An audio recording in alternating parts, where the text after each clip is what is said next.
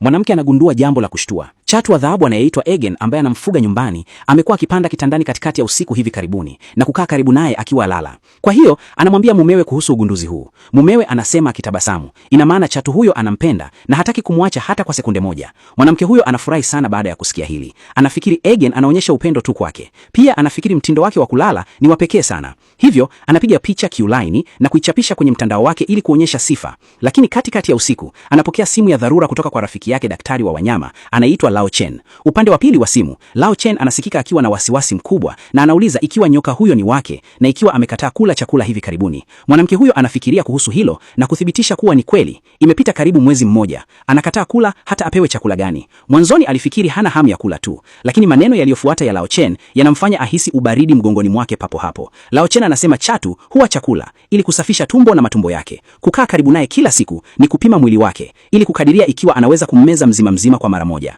Mwanamke huyo hatimaye anaelewa wakati huo. Egen hamtazami kama mmiliki wake, bali kama nyama safi ambayo inakaribia kuliwa. Mwanamke huyo anaogopa na kuruka kutoka kitandani. Anamwambia mumewe haraka kila kitu alichosema Lao Chen, lakini mumewe hachukuli jambo hilo kwa uzito. Badala yake anasema akitabasamu, amekuwa chini ya shinikizo kubwa la kazi hivi karibuni. Maneno ya Lao Chen labda ni ya kutatiza tu, kwani wamemfuga Egen kwa miaka 5. Anajua tabia yake vizuri zaidi. Mwanamke huyo anakuwa na wasiwasi. Anamuomba mumewe hamwamini, lakini mumewe anamwambia anyamaze, akisema ana wasiwasi kupita kiasi. Anamtazama mumewe akimfariji, huku akimshika kwa upole Egen ambaye anataka kumlala ili alale. Wakati huo, mwanamke huyo anapata fahamu zake kikamilifu. Utulivu wa mumewe sio wa kawaida kabisa. Utulivu wake ni wa kikatili kabisa. Wazo la kutisha linamjia akilini mwake. Labda Egen sio mwindaji pekee. Mumewe ndiye mwindaji halisi, mshiriki wa siri na mnyamavu katika uwindaji huu. Mwanamke huyo hathubutu kutoa sauti tena. Inabidi akae kimya na mtulivu na agundue nini hasa kinaendelea. Baada ya mumewe kulala usingizi mzito, anaingia kwa siri kwenye chumba cha masomo cha mumewe. Anakumbuka mumewe amekuwa hana kazi nyumbani kwa mwaka mmoja.